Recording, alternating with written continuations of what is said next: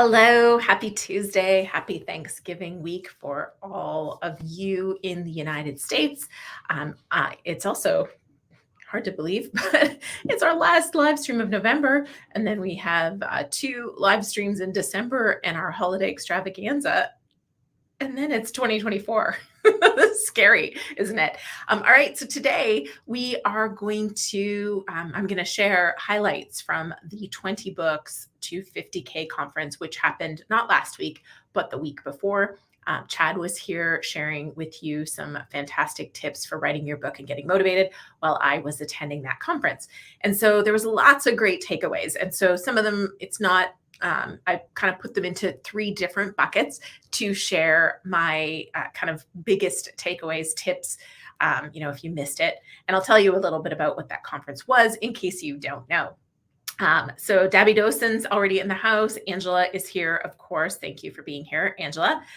Suzanne and Stella. So hello. And if you're here, definitely say hello, because if you're new to the live streams, there are prizes for participation. So sitting there just passively watching does not get you a prize.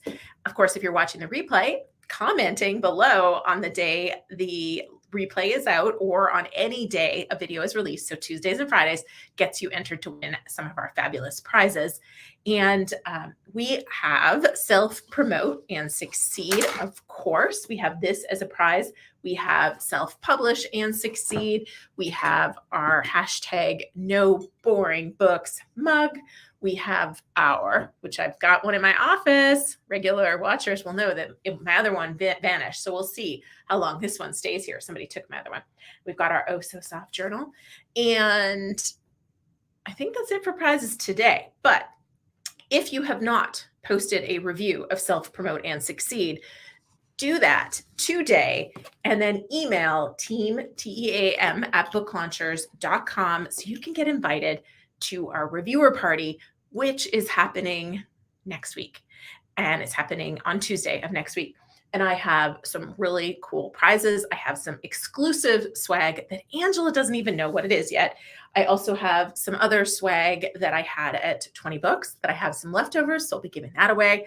I got all kinds of fun stuff just for you fabulous folks who have posted reviews. You can come out, we'll have fun, we'll do Q&A, we'll talk about the book, some lessons learned, and have some quizzes and prizes. So it's going to be fun. So if you haven't posted your review, definitely go post it so you can come and join the party. Now, deep dive. Speaking of deep dives and celebrations and parties and giving away a ton of stuff, we have our annual holiday extravaganza, which is our December deep dive. It is happening December 16th at 10 a.m. Pacific Standard Time. Make sure you're on the newsletter list so you get the link to join. It's booklaunchers.com/newsletter, gets you the updates so you get that link. If you have not joined our annual holiday extravaganzas, they are a blast. We are going to have different members from my team there, some that you probably have not met before. And we give away lots of prizes. We share some great tips. We give away books and have a lot of fun. So it's definitely worth tuning in if you can make it. Bonnie posted her review the day when the book was launched. Bonnie, you are the best. Thank you so much. And James is here from Michigan, rural girl. Renee, thank you. Always great to have you here. Okay, so 20 books to 50K. If you aren't familiar with 20 books to 50K, it doesn't matter because it's done. This was the last year, so you missed it. It is the largest indie author conference in the world, I believe. And it's, I would say largely for fiction authors. In this year in particular, there wasn't really any content specifically for nonfiction, but it's still, I find it an incredibly valuable event. It's also convenient, relatively convenient for me because it's here in Las Vegas. And so I just have to drive there and I can stay at home at night. So it's convenient for me, although I say relatively because the new wrinkle in the fun is that F1 just happened this past weekend here, and they turned the strip into the track, which was pretty epic. Like, I thought that was really cool. But driving to the strip every day the week before F1, that was less than cool. But that aside, it is a great event for meeting vendors, for getting tips, and just meeting other authors and having some really cool conversations. So I went, but I also took a ton of notes, and I've distilled it kind of into two big buckets and some random tips and thoughts that I thought were kind of cool that I figured I would share. And Bill Miller's here as well. Hello, Bill. Thank you so much. And Stella also posted on Book Launch. My YouTube besties are the best. So thank you. And so I don't know if any of you have heard of 20 Books. If you have, definitely let me know in the comments. Next year, it is going to be Author Nation. And at first, it seemed as though it was just going to be like a slight evolution because it's a different person running it starting next year. But now my understanding is that it's going to be a different event. It's still going to have, I think, a heart and soul for authors, indie authors, but it is definitely going to be a different event. They are running it in the same place. They essentially took over the contracts from 20 Books, and they'll be running it as Author Nation going forward. And my hope is that there is a stream for us nonfiction authors, and that I will be able to help and contribute. And maybe if that is the case, we will try and get a bunch of you fabulous booklaunchers.tv viewers to come to Vegas, and we'll have a really cool Book Launchers meetup, which was something I wanted to do a couple of years ago, but we weren't able to kind of make it work at the time. But we'll see if we can do that. We'll see how things go. But for now, I'm excited for that. So my first thing was the big conversation of 20 Books was direct sales. And the opening panel of the entire event was it was their successful author panel. Funny enough, it was 5 female authors. I think 2 of them wrote, steamy kind of stuff. All of them were fiction. One was kind of a hybrid. She writes fiction and nonfiction. Regardless, they're all very, very successful authors, making, I think, more than 6 figures per year from their author business. And it was interesting because 5 out of 5 of them said their focus for 2024 is on direct sales. One of them defined it as subscription, but that's still direct. So, and this is something I've been talking about a lot, is that value of building that platform and even selling your books direct. And so I put some pieces together. I solved a few things that I'd been stumped on that I thought were too expensive or were too challenging or too logistically complex for the average author. So now we're testing some new pieces. We're going to have some new ways to help our clients at Book Launchers. I'll have some new video content to help you here on booklaunchers.tv on that. But definitely, it was the topic of the conference. So you can summarize the conference by saying direct sales was the big piece that I think most authors walked away from that on. Now, specific to direct sales, there's kind of, when you're thinking direct, you're thinking selling straight to a reader. And there's lots of ways to do it, but there are some logistical challenges and some security concerns and some other pieces. But a lot of authors, their direct sale plan is things like Kickstarter. And this is a big, big thing now. And Kickstarter doesn't work well if you don't have some sort of an existing audience to sell to. We had a Kickstarter person do a talk for our client-only training, this year. And so all of our clients, if you're a client and you're watching this, you can access that in the foundation library. We have that Kickstarter training session. And we have, access to that Kickstarter person should you, be interested in doing any sort of Kickstarter campaign around a book.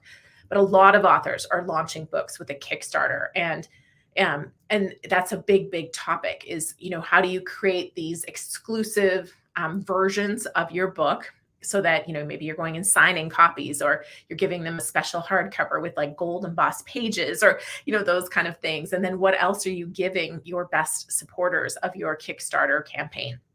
So that was really the big, big thing, is launching your book with a Kickstarter. Patreon is another one. A lot of podcasters use Patreon or Patreon, depends on what your accent is on pronouncing that.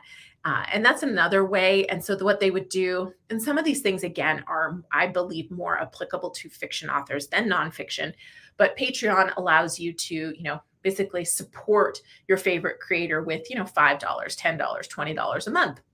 And what a lot of these authors are doing is creating separate special content for their Patreon subscribers. And in theory, This is something that I could do here on YouTube, so not Patreon, but they have like a YouTube membership. So I could at some point, just for fun, roll that out. And then, I would have special live streams, special gifts, special content, maybe special PDFs, even little video courses or video series that I could, in theory, be offering that membership. And that's like Patreon. So people just kind of support you at different levels and they get things in exchange for being a Patreon supporter. So other tools that will help you sell direct, Shopify. Shopify, a lot of authors have stores set up on Shopify, or they use Shopify to connect to some of the other providers. They sell through their website and then they're fulfilling through things like BookFunnel or, Book Vault for print books, and Story Origin can also be a way to fulfill some things. So there's other services that will fulfill, but you need a way to take payment. And that's where, a Shopify store could be the way that you take payment for those things. There's other ways to do it too. But those were a lot of the tools that came up over and over and over in the discussion. But really, I think, especially when people hear about these Kickstarter campaigns and how some of these authors are, easily making $40,000 on a Kickstarter campaign, and some are making hundreds of thousands, it's easy to get really excited and be like, oh my gosh, I'm going to fund this and pay for my year, kind of like getting in advance if I was to get a traditional publishing deal. And wouldn't that be great? Wouldn't that be great if that's where we all got to start? But the reality is, a Kickstarter, if you don't have an existing audience to offer that Kickstarter to, you're going to struggle a little bit. So I would say, your number one goal is, and always has been, if you have been around booklaunchers.tv for a while, is to build your audience. Because as soon as you have an audience of people who are interested in what you have to say, you have people to offer Kickstarter promotions to. And yes, Kickstarter has people who might find your campaign, but your campaign isn't going to show up unless somebody's searching specifically for it or it's doing really well. It becomes like one of the hot campaigns. So you really do need an audience to kickstart that and get it going. So that's one big thing that I would say. So let's see what you guys are talking about. Kevin's here. Stella has not heard of 20 books to 50K, which is what we're talking about for those of you who've just tuned in and are going, what's on the topic of the day over here? We're talking about tips from 20 books to 50K, the author conference that was here in Vegas a week and a half ago. And then I see a question. I'm just trying to see what it is. Dabby Dosen, considering. Okay, so I'll just answer this question right now, Angela, so you don't have to save it. What is an underused tip you'd suggest for direct sales for authors considering 20 books to 50K next year? So there is no 20 books to 50K next year. It is going to be Author Nation, and it's going to be a totally different conference. I think it's still going to appeal to the same people. I do hope there's more of a nonfiction appeal. So what underused tip would you suggest for direct sales? I mean, ultimately, I think build your audience is number one. I don't know if it's an underused tip. The second tip is also mastering ads, because that's the second piece I was going to talk about, is if you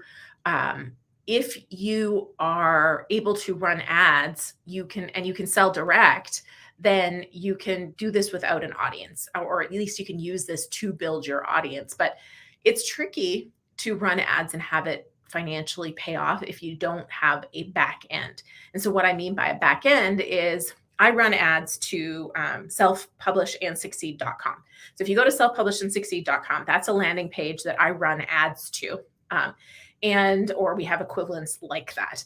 And I'm going to be building a couple of other pages. I'm going to build a combo. So self-promote and succeed and self-publish and succeed combo. I'm also going to build a digital download ad for people who want to get the audiobook or the ebooks of these. I'm going to run ads to those as well. And so you pay for it, but in addition to getting the book, you're going to get some extras because you're paying $18 here. You're not going to Amazon. Why would you do it? Well, you're going to do it because you're going to get a copy of The New Brand You. You're going to get other tools and resources. So I'm going to build some bundles like that, and we'll test them. But with those bundles, now we're fulfilling that ourselves, which is a bit of a pain, but we're testing Book Vault and Shopify because we used to fulfill with Lulu and it was just too pricey. But the benefit of doing this is that now I get customer data. So now I can run an ad. Not only do I know what ad is converting, and by that terminology, I mean, when I run the ad, somebody clicks on it, That's great, but a click doesn't mean I got any information from them. A click just means they clicked on it. But if you then buy that book, now I've got your information and you've joined my email newsletter list, and I'm going to be shipping you this book. And now I know this person that went from this ad that was shown on this website, they became a book buyer. And then a year from now, I can look, oh, the book buyers from this website, they became clients of Book Launchers, which is the back end. So the back end is, you join my Self-Publish and Succeed Live or our Book Marketing Magic course, which is going to run next year, or you join our services so that we're now helping you write, publish, and promote your book to grow your brand and your business. So ads can be a really, really effective tool, but running Google ads, running Facebook ads, running Instagram ads, all of the, LinkedIn, all those ads, it can be tough to have those ads be profitable if you don't have a back end on the other side. Most ad campaigns take a while to get traction. And so you have to be ready to invest in those. And then most likely, the $1 or $2 or $3 you're going to make per book sold, it's not going to be worthwhile unless you've got that back end that you're going to be offering people after they have bought your book. So hopefully that makes sense. Hello, Joyce. Welcome. Good to see you here. Okay. So, you know what? Let's do a prize. What is the date today? 21st? I think we're the 21st. All right, Angela, you know what to do. Let's count 21 from the start. We might not even have 21 comments yet. So now's a good time to say hello and get yourself into the comments. And I'm going to just cover a couple more tips, and then I'll do our draw for our Tuesday and Friday commenters so you guys can find out who won that. All right, so I've got a video coming out really soon. I don't know exactly when. It'll be on deck maybe next week on why go direct. But data, the ability to run ads, the ability to get more information, which is data, but to test things like promotions and things like these bundles, and just learn more about your audience and what they're looking for. Being familiar and able to sell direct also allows you to pivot. We have talked quite a bit this year on the channel. You can search for the videos on, what to do if your Amazon account gets terminated, some of the scams that have been running. These things are impacting authors at a greater rate, I believe, than before. And there's some tools out there. And so definitely watch some of these videos on, account termination and scams and what to watch for and how to help try to protect yourself from these things. But being able to have your audience and sell books to them, even if for some reason you're unable to sell on Amazon, I think is really, really vitally important. It's also why I'm a huge advocate for selling your books wide, because we're seeing a constant array of issues popping up, cropping up and popping up, mixed together would be propping up. As we upload and things get kicked back for all kinds of reasons. I even shared in my pep talk, my author pep talk that I posted last week, I even shared that, my book on launch day got kicked back from Amazon with a copyright notice. It was easy to resolve. I just had to submit the copyright papers and it was fine, but it caused a window of delay. And if I hadn't have been on top of my email that day, it could have been even worse. So there's just constant issues. And some authors are just finding, it's way more of a hassle, or it's causing them issues to be dependent on any one platform. So being able to take control back. We're also seeing our margins constantly squeezed as authors. So we're constantly seeing this wholesale discount has to go up, and how much you can charge for this is going down, and how much you're going to make per copy, because print costs have gone up, it's a squeeze. And so if you can have more control, you have more ability to pivot and do more things in the future should you need to. And direct sales gives that to you. You then have the opportunity to cross-sell and upsell and partner with other authors and just be more creative in this journey. Now, it is more work. And so I would say if you are brand new, you're not starting with direct for most people. If you're brand new, you don't really have much of an email or social media audience, and all of this is just scaring the pants off you, start by going wide. So you're selling your book more than just on Amazon, and grow your audience. And then you can add direct in later. because it is extra. It's extra work. You're setting up more accounts. You now have more tax responsibilities. You now have more logistics to deal with. It's a lot of pieces. You have more fees because every account you add has more fees or service fees or membership fees or subscription fees or whatever it is. So it's not a beginner move, but I think it's a great place for all authors to kind of set their sights on and think about it. So that was the big talk, was direct sales. And like I said, I've got more content coming out specifically on how to do these distribution, why to, all those kind of things. So, you're already here, but if you haven't subscribed, make sure you subscribe so you're getting notified when those videos come out. All right. So our winner is, let's see. Did we go? Are we at 21? I don't know where Angela is. Mine. Suzanne's really going for the victory here. All right. I'm sure we're at 21 now.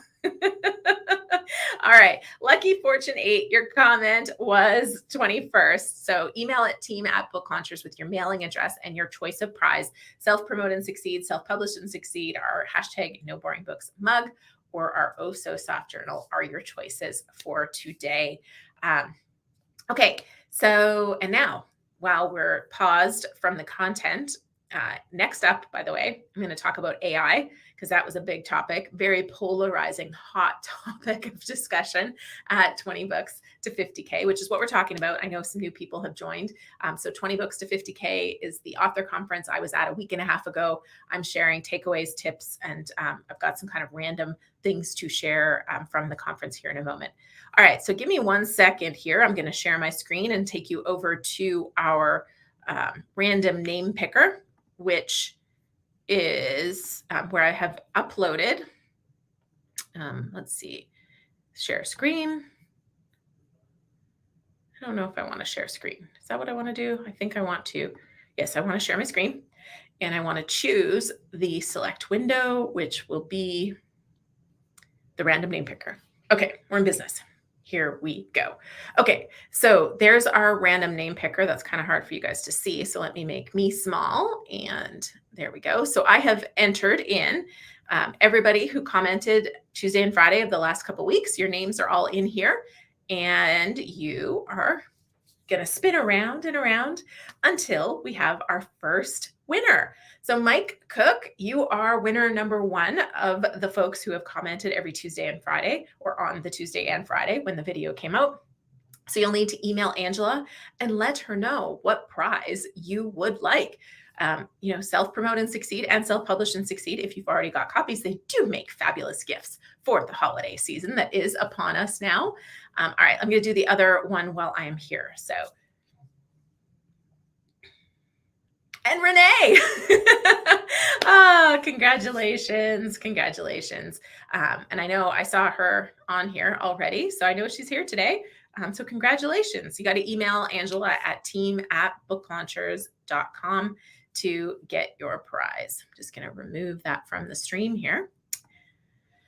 Okay, so heading back in to my tips. If you have questions, you can go ahead and post them, and Angela will hang on to them for the end.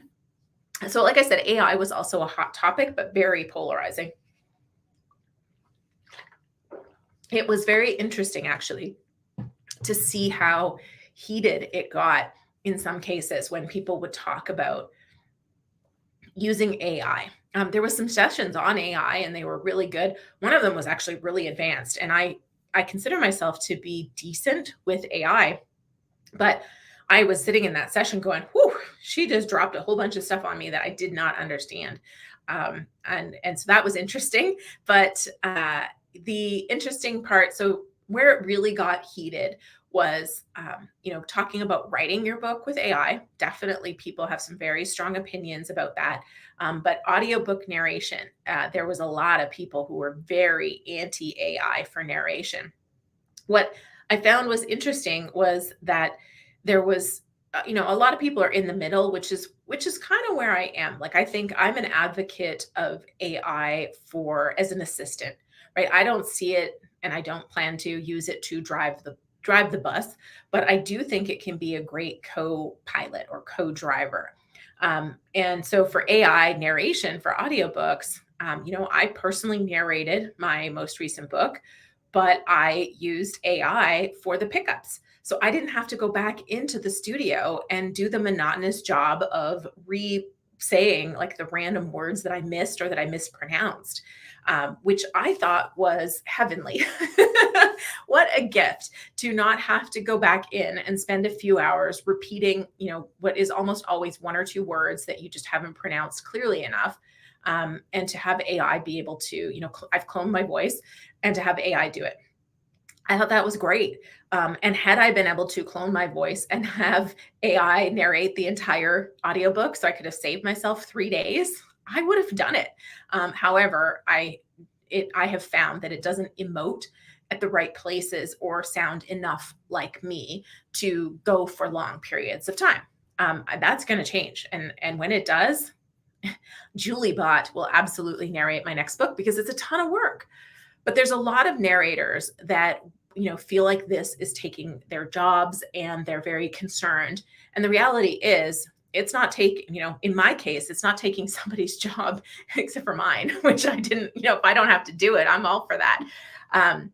But the interesting thing that I think to look at this is that if you're a narrator, you want to build your name, because if you are a known narrator, you're going to have a following.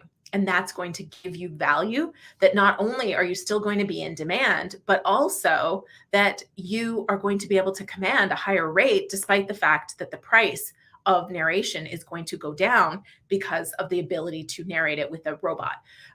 And so the more you create value for yourself, the more you excel at doing something and you make yourself not replaceable by a robot, the more value you're going to have. And I think a lot of people kind of land in the middle where they're just doing a ho-hum job, and that ho-hum job can be replaced by a robot. But narrators, especially in fiction, have massive value, but even in nonfiction. And I'll give you an example. Britney Spears' latest memoir. I have not read it. I have too many other books to read, but I do follow a lot of chat about different books because I always like to kind of read what people are talking about. And a lot of people said this was a mediocre written book, which was written by a ghostwriter. So it's funny because I imagine that ghostwriter was probably very well paid, and universally people thought the writing was mediocre. But if somebody listened to the audiobook, they raved about the book, and many people acknowledged that the narrator is who made this book exceptional. And so in that case, you can see where there's massive value in having a narrator. And now what I also saw was people would be like, what other books has this narrator narrated? And now they're going off and they're buying the other books, not because of the book, but because of the narration and the narrator. So that's what I mean by, this.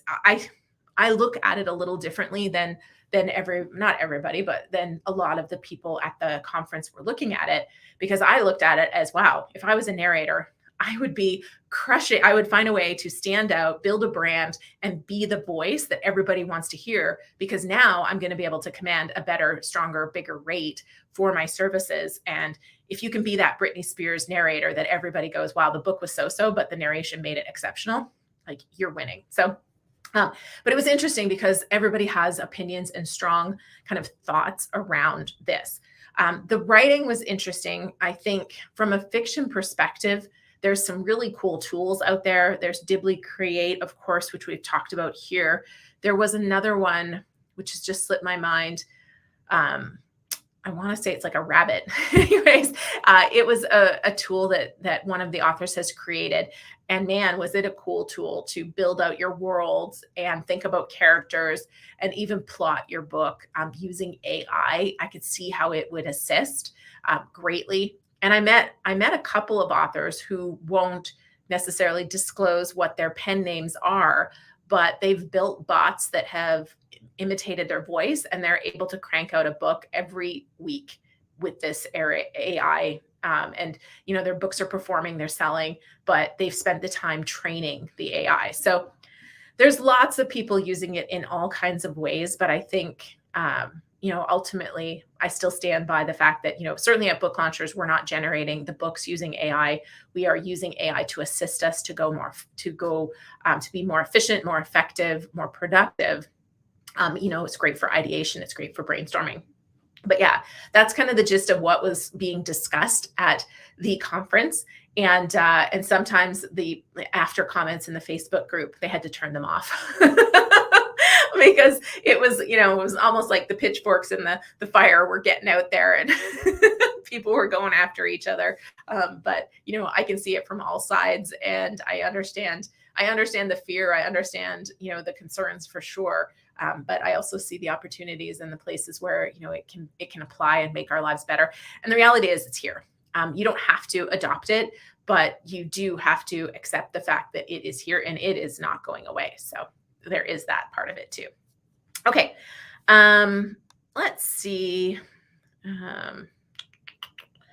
Let's see. Okay, I'm just checking my notes to see what else we're going to talk about, and I'll come back to your comments in a second, because I just have a couple other random pieces. So I attended several sessions on just the business of being an author, and just some mindset pieces to kind of have in your back pocket. It is a business.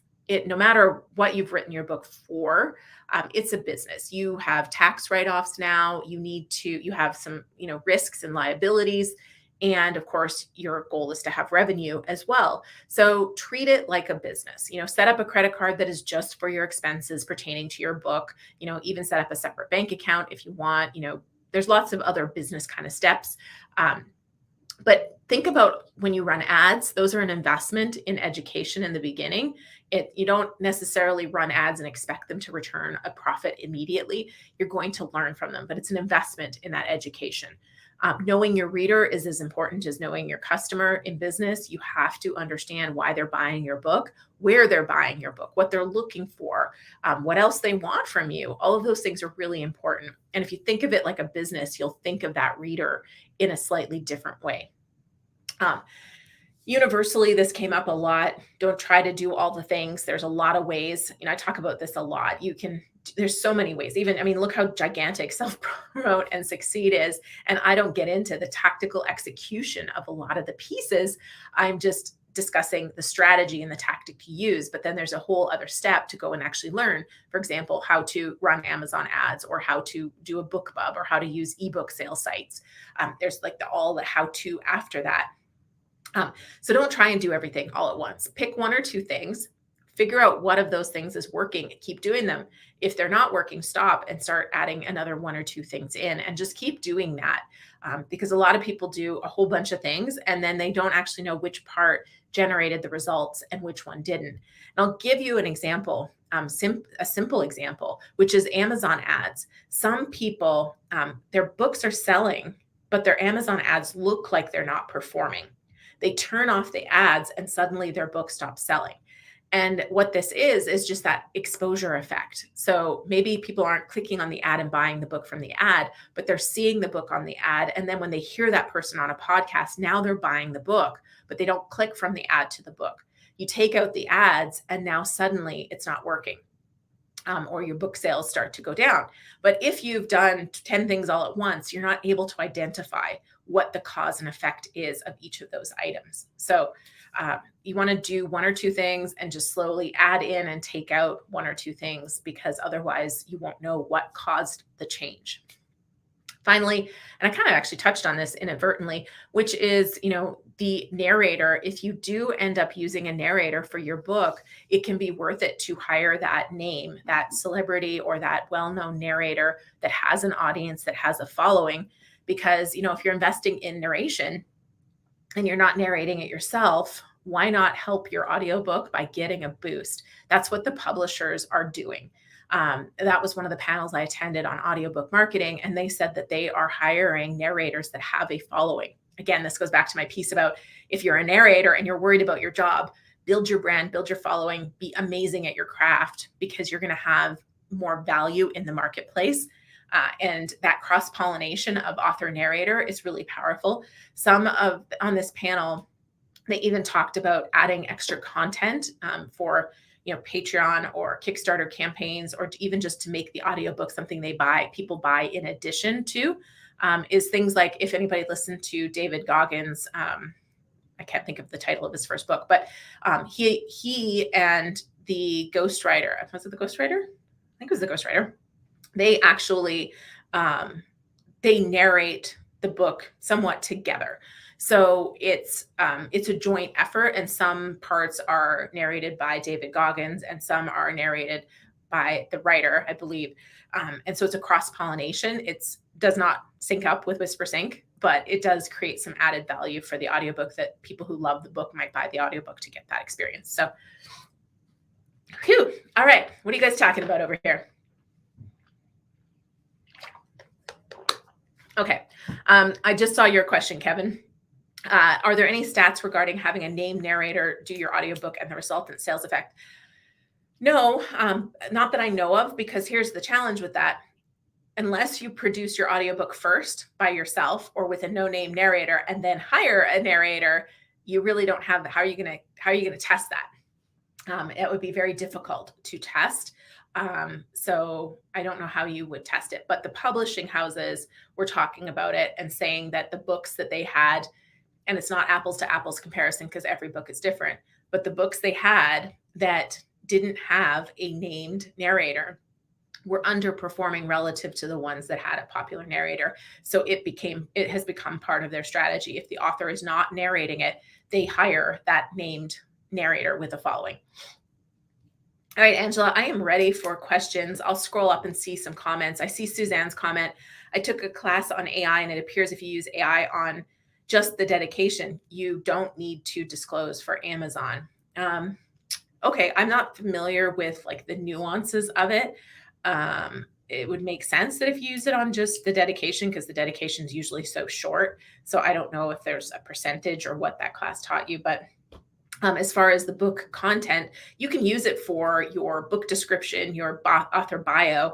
You can generate that using AI, and you don't have to disclose that. But the meat of your book, like chapter 1, if you generate it with AI, you have to disclose that it was generated with AI, even if you substantially edit it.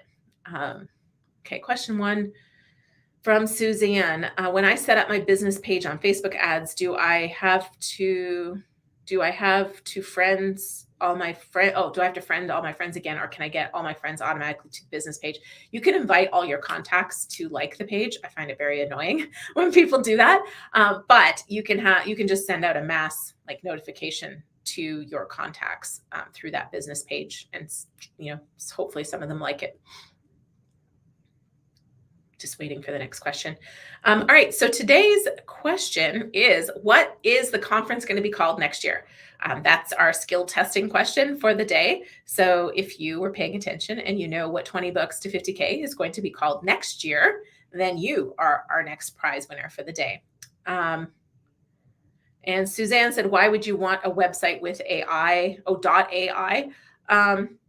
I don't know. It depends. You never know what the hot item could be. I can see value in a .ai if you are creating some sort of a website that will be using AI that you're going to promote that way.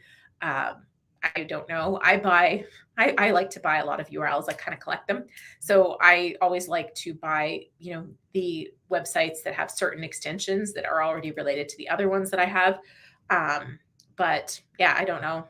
It really depends on your market. It's like I bought booklaunchers.tv because it's a great fit for my YouTube channel. So if you have a reason to make it fit, then I would grab it. Question 3. Oh, Dabby Dosen is our winner. Dabby Dosen got it right. It is going to be called Author Nation next year. So congratulations, Dabby Dosen. Whatever prize you have not won lately, let Angela know at team@booklaunchers what you'd like and where to send it. Question 3, what is an overlooked tip? Oh, I tried to answer that all. Oh, wait. Capitalize on when setting up their direct sales website. Okay. So what is an overlooked tip authors are failing to capitalize when setting up their direct sales website? I don't know, because I don't know exactly. I haven't worked with a lot of authors on setting up their direct sales websites. So I don't know what tip they would be failing to capitalize on. The tips that I would recommend are to think of it like an e-commerce site. So think about things like abandoned carts. Do you have messaging set up to address an abandoned cart or a failed payment? Are you capturing email and name before you're asking for the sale so that you know who's been there?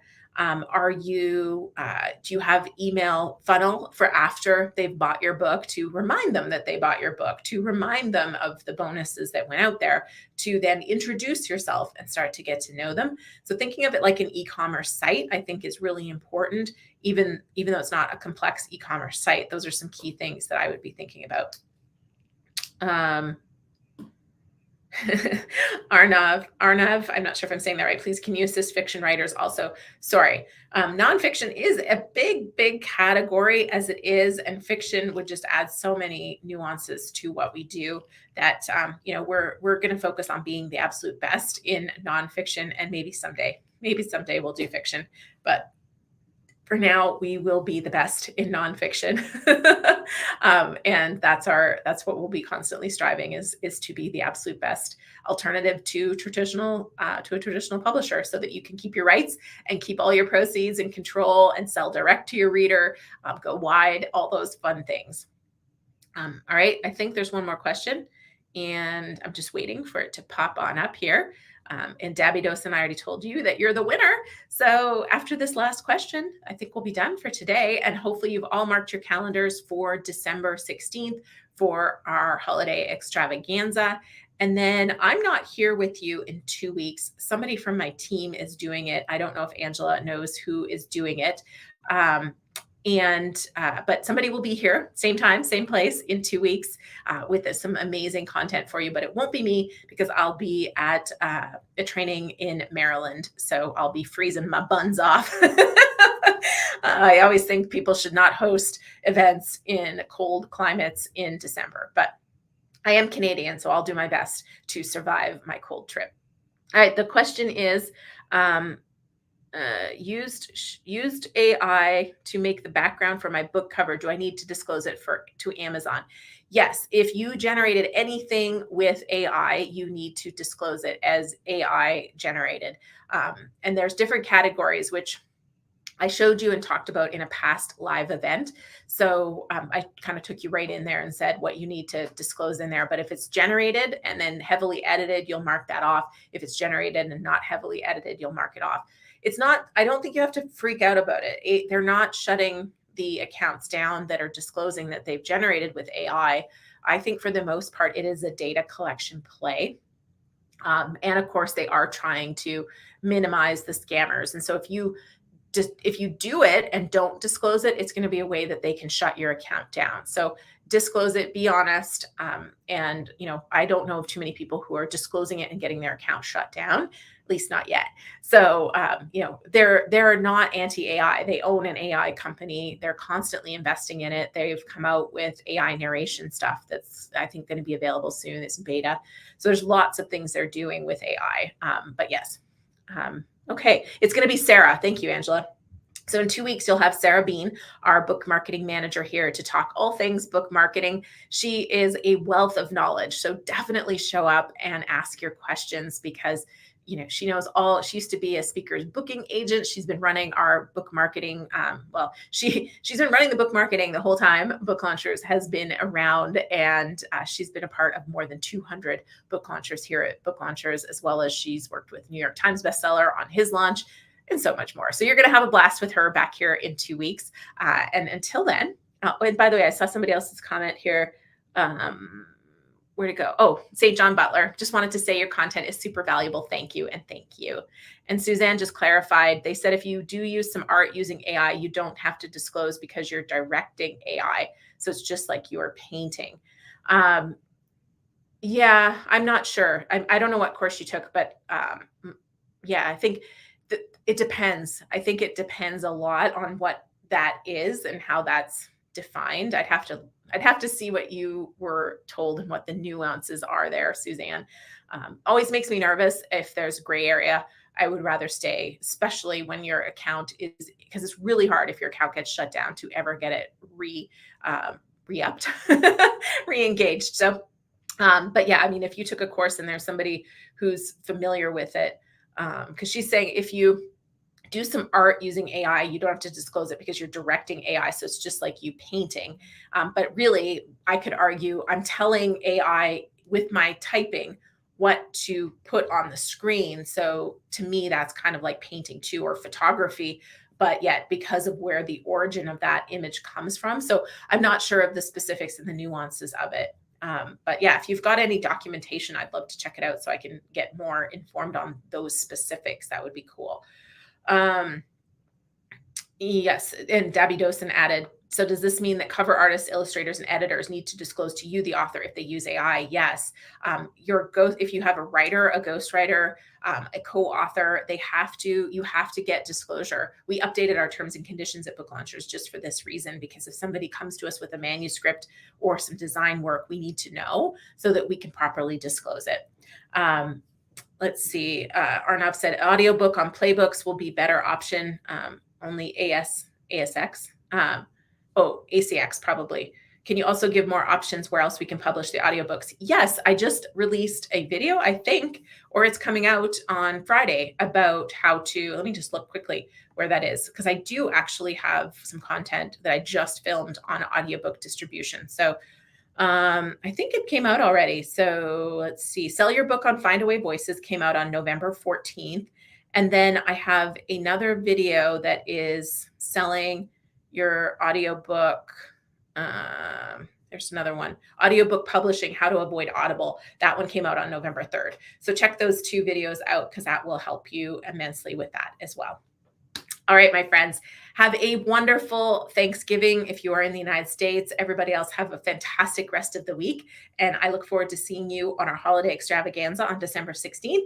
And have fun with Sarah in 2 weeks back here on the next live stream. All right, take care. Bye.